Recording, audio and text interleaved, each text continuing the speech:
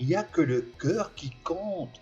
Mais le poids, c'est pas important. Quand tu as un bon cœur, non, mais si tu prends du poids, il y aura ni cœur, ni foie, ni rein, ni rien du tout, hein. Peu importe le cœur que tu as. En gros, tu vas être malade. Donc, non, non, non, non. Ça, on n'est pas dans les années 80. Donc, je vais vous donner des astuces assez simples. Mais tout d'abord, on va se faire l'intro.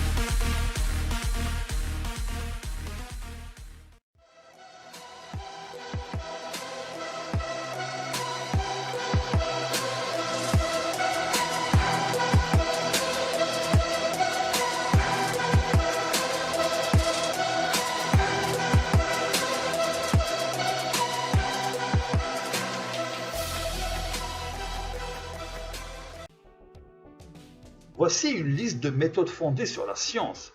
Mâchez votre nourriture lentement. Fait intéressant. Votre cerveau a besoin de temps. What? Mâchez lentement. Les aliments aident votre cerveau à analyser si votre estomac est plein ou non. Mâchez lentement aide à réduire votre consommation d'aliments, à augmenter votre plénitude et à réduire la taille des portions. Une consommation plus rapide d'aliments affecte votre poids.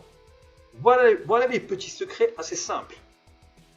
Manger des aliments riches en fibres. Les aliments riches en fibres donnent le sentiment d'être rassasié pendant longtemps. En outre, des études montrent qu'il existe une fibre appelée fibre visqueuse qui est principalement responsable de la perte de poids. Les fibres visqueuses augmentent la plénitude et réduisent votre consommation de nourriture, ce qui fait perdre indirectement votre poids. Donc vous voyez, même si j'ai commencé la vidéo fort, je vous donne des astuces simples, mais des choses qui fonctionnent. Buvez de l'eau régulièrement. Hey, si vous buvez de l'eau avant le repas, cela diminue la capacité d'absorption. Des études montrent que ceux qui boivent un demi-litre d'eau avant le repas réduisent la faim et réduisent l'apport en calories. What? Je préfère vous dire que le mode bad boy vient d'être activé. Hey, bien dormir pour éviter le stress. Le repos et le stress ont également un impact sur le poids de votre corps. Le manque de sommeil peut fluctuer avec certaines hormones, comme la leptine et la gréline, responsables de la faim et des envies de manger des aliments malsains.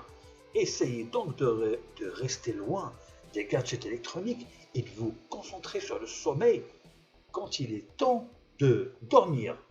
Hey pirate, si quelqu'un vous dit que seul un régime alimentaire et d'exercice peut réduire votre poids, what? Mais c'est stupide. Vous pouvez utiliser des assiettes plus petites, manger lentement, boire de l'eau et éviter de manger devant la télévision ou l'ordinateur. Alors, attendez, je l'ai dit tout à l'heure, je vous ai prévenu, je ne vous vends pas de rêve. Bon, maintenant, sachez que ce genre de méthode peut par exemple aider les personnes qui sont comment on dit, en mobilité réduite. C'est-à-dire des gens qui ne pourront pas aller faire du sport comme elles le souhaitent. Donc ce genre de méthode peut facilement vous éviter de prendre du poids. Euh, et ça peut en fait aider aussi les gens qui ont des problèmes de genoux, qui ne peuvent pas faire du sport ou autre. Donc vous voyez, je ne peux pas vous vendre du rêve, je ne vais pas vous mentir et vous dire que demain, tu vas mettre un legging et toi, monsieur, tu vas mettre un stringer et le petit trait, vous savez, dans le dos là pour montrer tes beaux dorsaux. Non, je ne vais pas faire ça.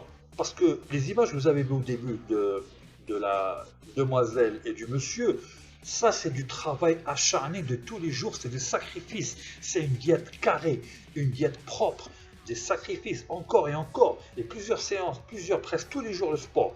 Et oui, je sais de quoi je parle. Et si tu veux souffrir, tu peux venir avec moi. Je peux te garantir une chose.